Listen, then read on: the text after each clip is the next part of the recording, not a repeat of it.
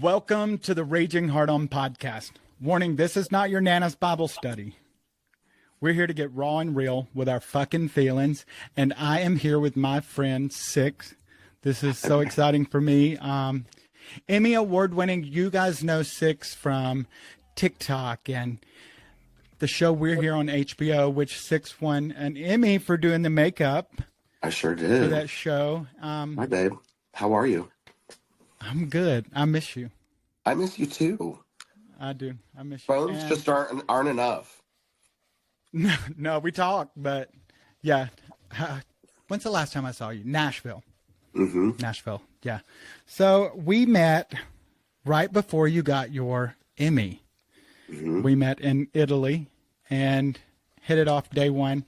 Spent an entire week together in Italy, and I got to know a side of you that, you know, we love Six and we watch Six and she's hot and she's cunty and she's rock and roll. But I know you, and there is a really sweet, kind person behind all the makeup and all the hair. And, you know, I actually had started watching you on TikTok. Before I met you, I came up, introduced myself. I was so excited you were on the cruise. And then, we just hit it off. Isn't that wild? Vibed immediately. Yeah. And instantly. So it was a good trip. I mean, I talk about it all the time with people who weren't there. And I say to people all the time, they're like, what do you think of those cruises? And I said, if you would have told me that I would ever do one, I would have told you you're absolutely insane. And when I did them and I started meeting people, and those people that I met were like, I was bonding with people that and having real life relationships outside of the boat. And like, it's been 2 years now. Yeah. Yeah. 2 years. Yeah. And I was, I was a different person on that boat. Oh, honey, I know you were. You were a couple different people. You were a couple different people on that boat. Oh my God. I think about so many funny things that we saw and did that week. From it's wild, but that's on what the top deck, and that's what those cruises are for, is to find connection with people. It's the reason why we have social media. I think that of course you can do all types of sideways things and find loopholes to, make it benefit you in a negative way or have a negative experience. Oh, there were definitely people on the boat using their loopholes in really weird ways. Oh, honey, I saw loopholes I had never seen before.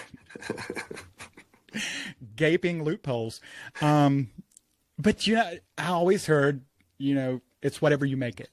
It's whatever you make. And we made it a really special week, and it was really cool. Yeah, such is life. So, tell us a little bit about Six behind the makeup, behind the drag.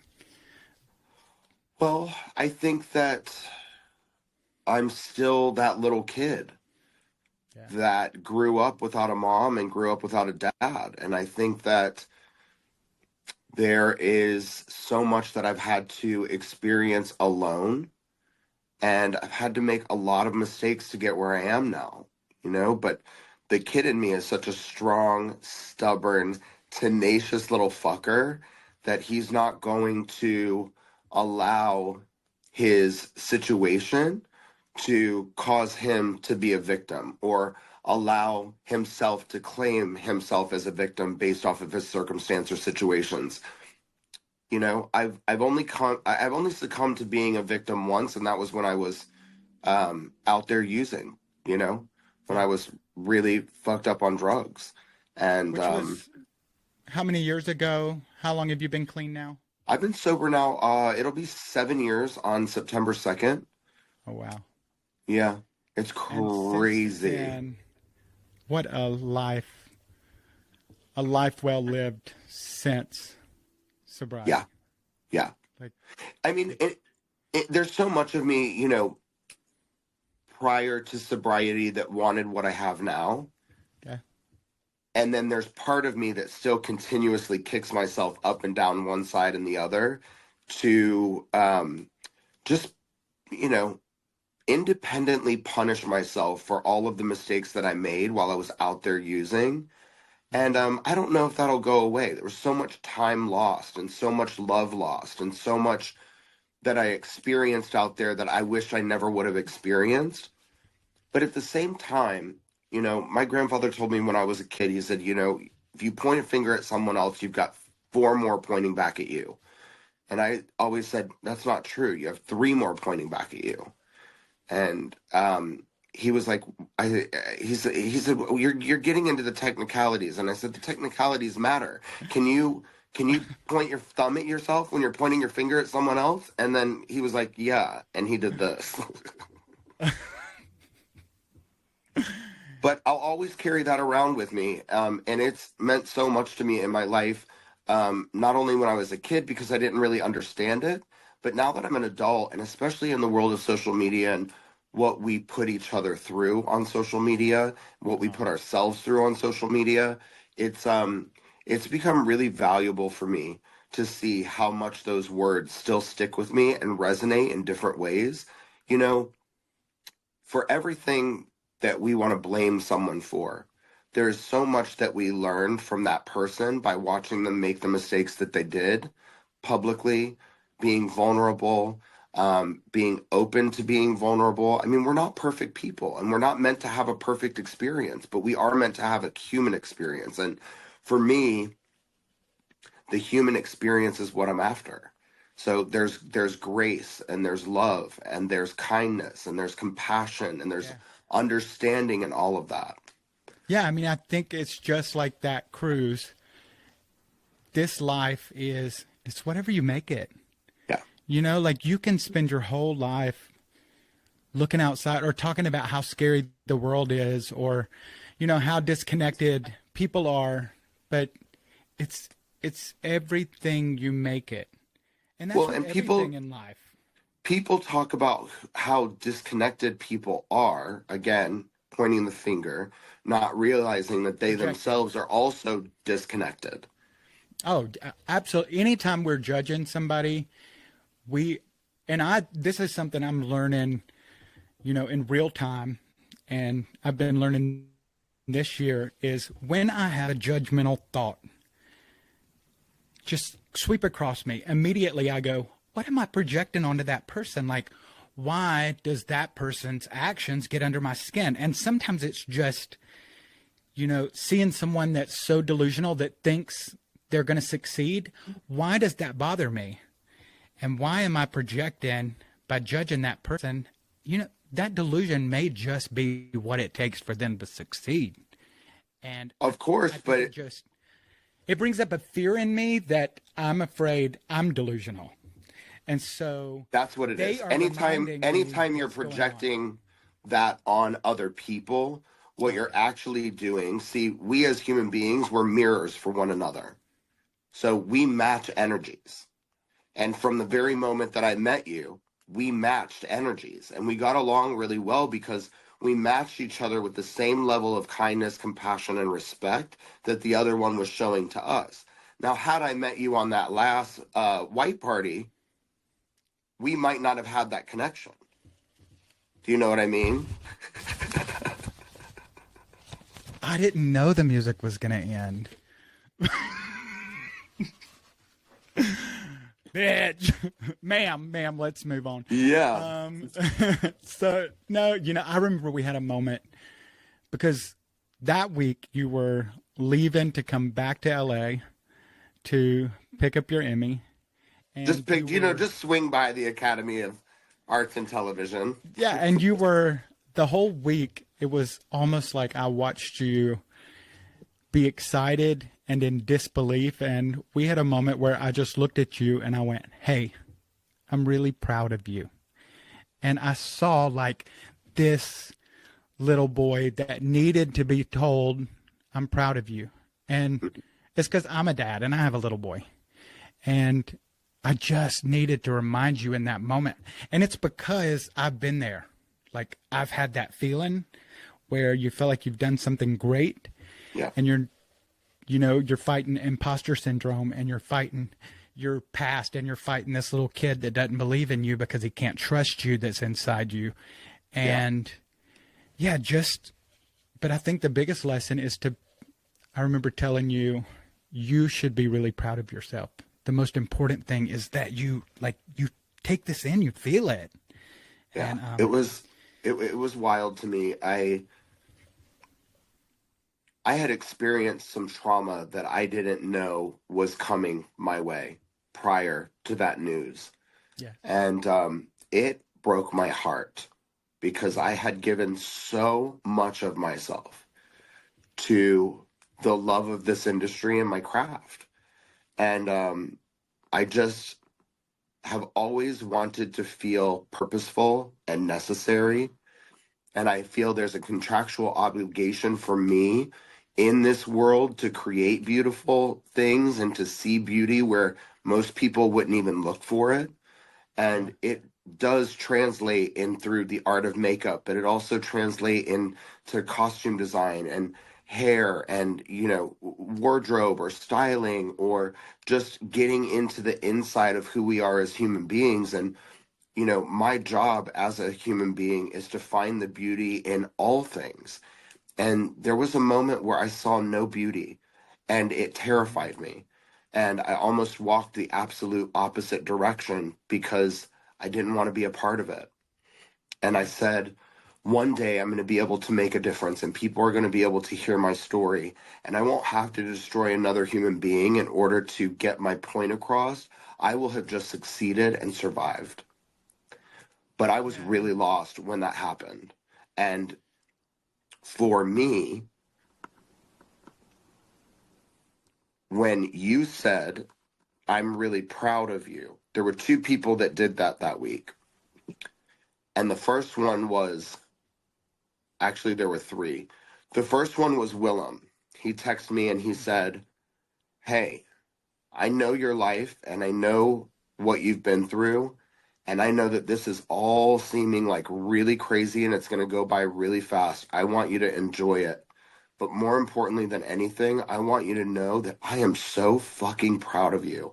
And I just lost it. You know what I mean? I still think about the feeling that I had because you meet people along this road that have those shared experiences and they see you and what you're going through and they think of it on the flip side. I didn't know that I needed that love. I didn't know that I needed that recognition. And then again, when we were on the boat, I got to hear it from you and I got to hear it from your partner. And, you know, I just said, now is when I get to start rebuilding my family. And I yeah, think that that's probably one of the reasons that we bonded so quickly. You made it such a safe space to exist in your company. And the third point was the third person was my brother. You know, I chose to take my brother with me to the Emmys because Look, I'm getting chills because that was so fucking beautiful to me, yeah, that your brother went with Six yeah, in all her glory yeah, and was your date to the Emmys. yeah. I called him and I said, Paul, I love you. And I know that we didn't have the upbringing that we would like to have had, but we have always been brothers. We have always been connected on that spiritual level. And he has always championed me. He has always rooted for me and cheered me on. And although he didn't understand the things that I was going through, because he's a very simple, smart individual, he's very entertained by what I do for a living. Very entertained. He thinks it's very entertaining. um, there's no stability in it, and he craves stability, and he doesn't. I Yeah, think he doesn't understand why I would choose to chase something so inconsistent when we've had the upbringing that we've had, and for the reality of it is that it's all I know. yeah, But I took him to the Emmys, and he turned to me when I got back with the award, and he just looked at me, and he had tears in his eyes, and he said, I am so proud of you. And I can't, you know, without tearing up too much. I don't know if I can do it. I'm going to have to talk about it. Bitch. You know, there's the big brother in me that grew up, and I just felt like a failure as a big brother, you know? I felt like I had failed my brother, you know? I was just trying to survive, and I left him, you know, to deal with the repercussions of the life that I ran away from. I left him, and I left my sister because I wanted to survive, and I left at such a young age that I always carried around this guilt, you know, like maybe I could have made things better for them, or what if I would have made it worse, you know? But he looked at me and he said, "You did it all right." And I was just beside myself because in that moment, all was forgiven. He never had that animosity towards me, and he has always looked up to me as a big brother. Yeah, my life is crazy, and yeah, the things that I have been through, I don't think anybody would want to go through. But I think that he sees the strength in me, and I think that he admires that. And he has never been. It was just wild to me to see my brother in that space being so tall and so proud with his head held high in a suit, you know, at the Emmys, you know, meeting people that he sees on TV. And he was like, whoa, oh my, like he was silently freaking out. And I was so depleted and so run down from what I had experienced, you know, months before. I was so dehydrated, I had to go home immediately after accepting. But he went home with me and he took care of me. And, you know, I just, it made us closer. You know, I know that that's a long, drawn out version of saying that No, I love it.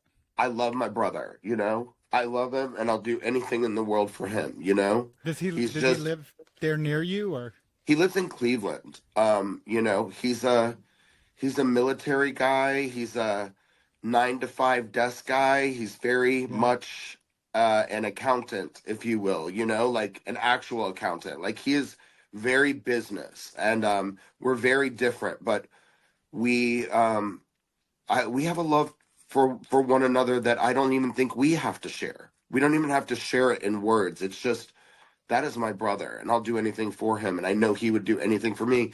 You know, speaking of which, you know, my brother contacted me last week, and he said, "Hey, Jared," he said, "I'm coming next month to Vegas," and he knows I won't do the cold weather. I just won't do it. I don't like putting myself through that cold experience. But he said, "Hey, brother, I know this is really short notice." I'm like, "It's a month away. It's not short notice." He was like, "But you know, again, you know, contributing to the fact that this man does not want to bother me, you know?" But he said, I'm going to be in Vegas for a week and I would love to see you. If you can make it happen, I'd love to see you, you know? And I said, great, where are you staying?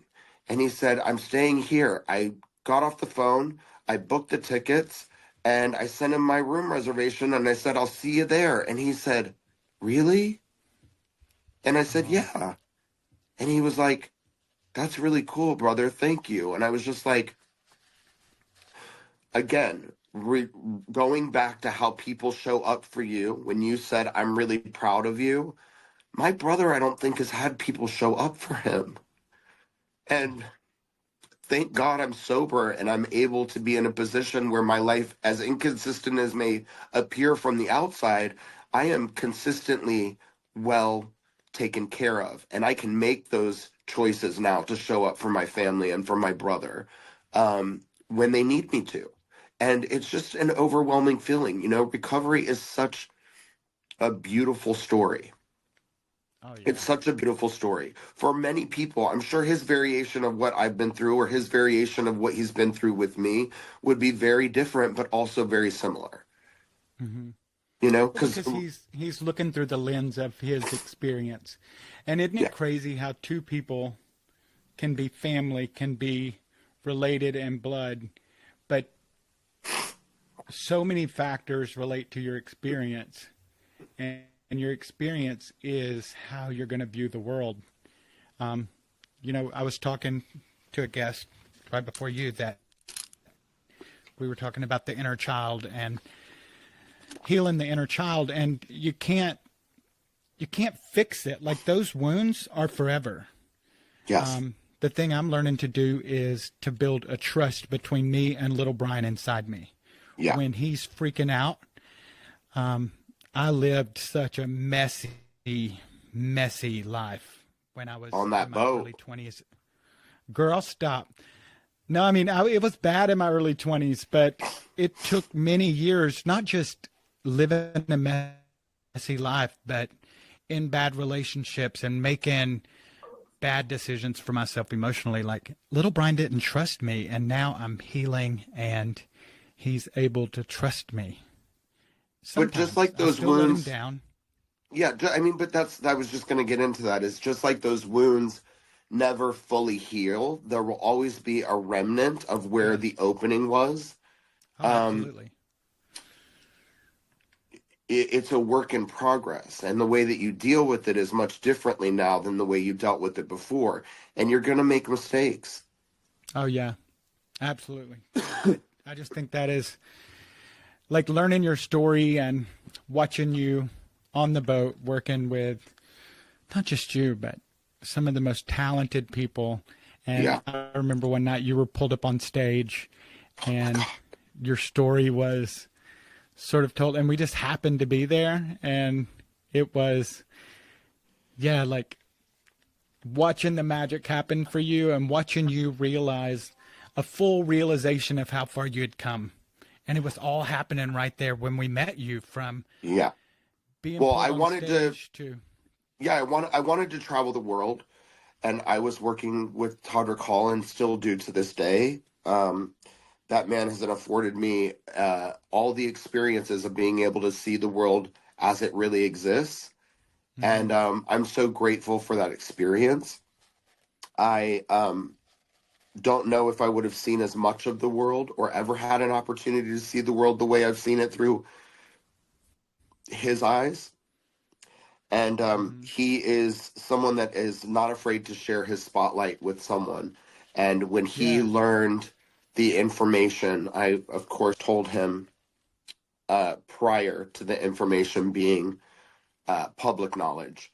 When the information came out and it was public knowledge, he then took the opportunity to share his spotlight with me on that cruise ship and explain that, you know, this human being, again, it goes back to being a human being and having the ability to recover and make up for lost times and bounce back. I mean, listen, awards well, are and being just, able to recognize those holes in another human being and being able to be present enough to make those wounds a little softer, because obviously for him to recognize those wounds in you, I didn't look at you and say, I'm proud of you, without having my own history of needing course. someone to say, I'm proud of you. And for him to speak into your life the way he was doing, I mean, obviously comes from the same situations or same wounds in some ways. That being said, I want to take this like second really quick to tell you how proud I am of you for going through all of the things that you've been going through recently and choosing to find an outlet to help you through it. And I think, like recovery, that I have learned is that helping yourself first starts out and first looks like helping others. So you're creating a platform to give people the space to talk about their experiences. And I think that you're going to find a lot of healing in doing this. And Oh, yeah. there's so many people that turn and walk the opposite direction, and you're choosing to walk directly through it. And that is heroic. Yeah. Yeah. It's vulnerability is messy at Yeah. times, and authenticity is to trust the universe when it hasn't been trustworthy, because you just would rather be real than fucking be fake for the rest of your life. Like, 40 more years, maybe. I'm 44. I'm going to be 45 years old. So, I mean, it's I don't know if long. it I'm going to looks. be in diapers. I think you're giving yourself a little bit more than what you're gonna get, honey. You maybe have 10, 15. So, Four more years. honey, And you know what? We don't know. We don't know. I'm wearing diapers today, right now. We know. We know. Hold for a moment. No, I mean, I think the most amazing thing is that it's tough when you live in a world where most people would have just turned their back and walk away from you, and then you're left to deal with the repercussions of your mistakes alone. I think one of the most beautiful things in the world is the fact that you've got someone that's willing to stand beside you and say, I love you through this.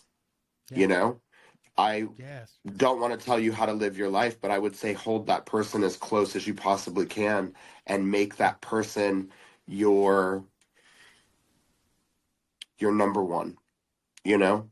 Absolutely. Like, it's crazy how you can be with someone for 9 years and get to this crossroads in your life and the mistakes that come with this crossroads and just all the layers of it, and to connect in a way that you've never connected with each other. Like, authenticity changes every part of your life and relationship, and vulnerability, like, really is the key to, like, better sex, better relationships, better everything, like letting go of the mask. Yeah. And Yeah. showing your ugly parts. Like, yeah, I mean, to a certain extent. I mean, I think that there's being vulnerable for the sake of being vulnerable, and then there's being authentically vulnerable.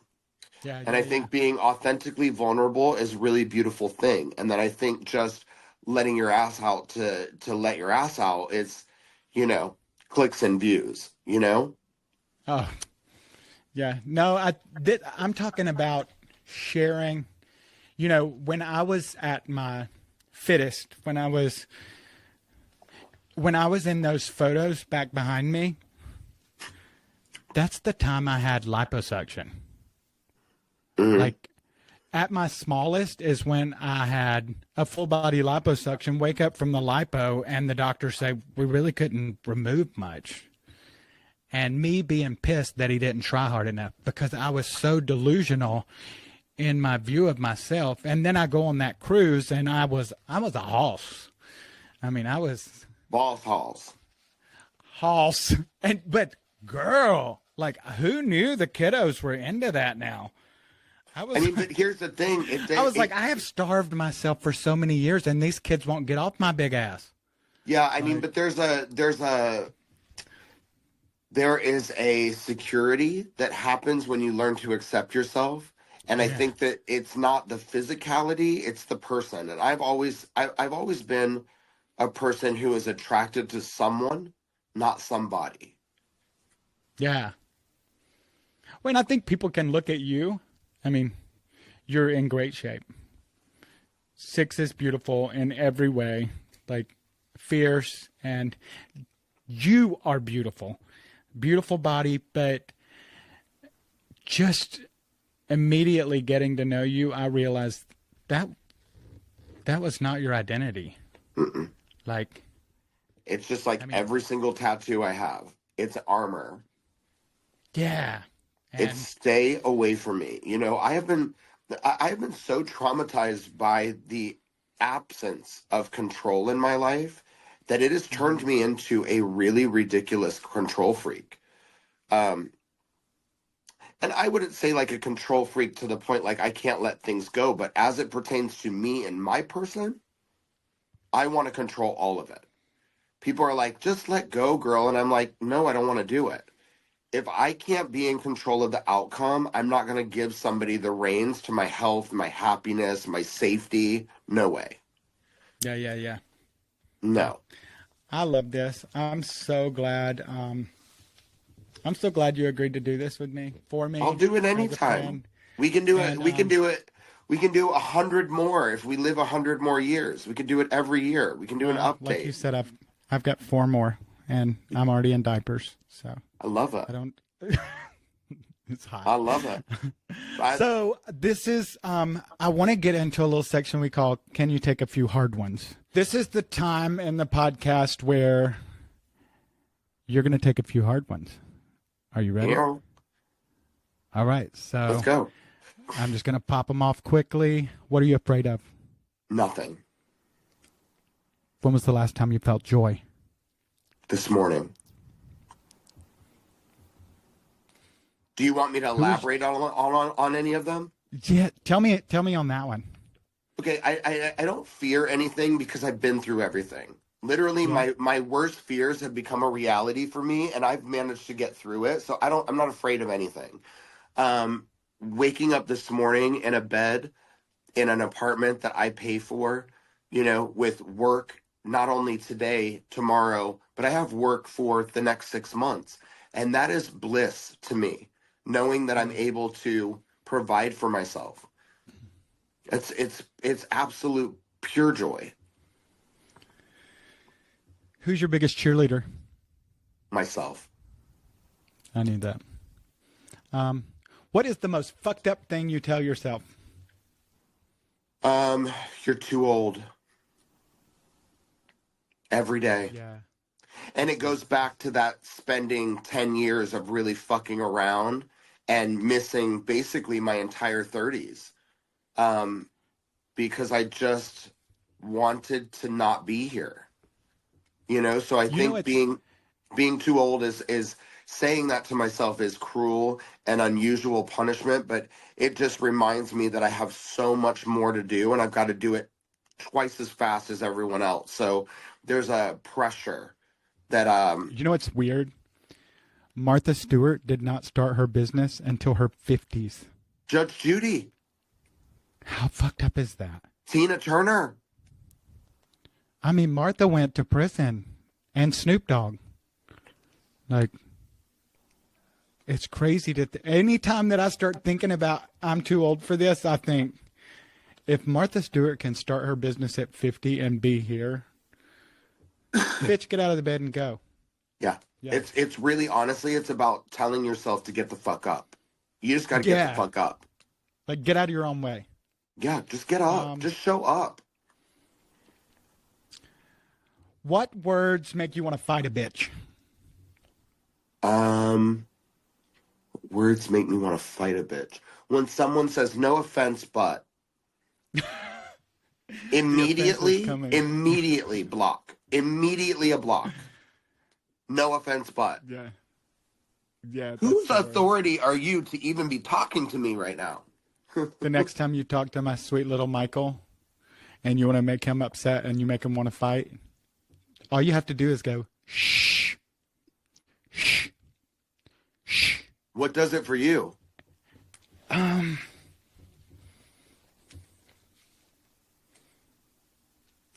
don't know. What words make me want to fight a bitch? The only time I really want to fight is when I'm driving. Or when someone stole your sandwich. I'm not angry. Like, if you flip me off, I will follow you and beg you to pull over. I don't know what I'm going to do. But I'm filled with so much joy in the moment I really want to fight. Yeah, so if anything ever happens to me, it's going to happen on the road. No, but you do realize what that is.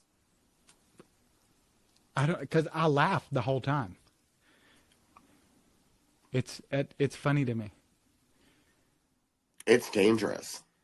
It is dangerous. It's dangerous because there's no containment in that fire. And the fact that I'm laughing makes it worse. Yeah, it's sociopathic behavior.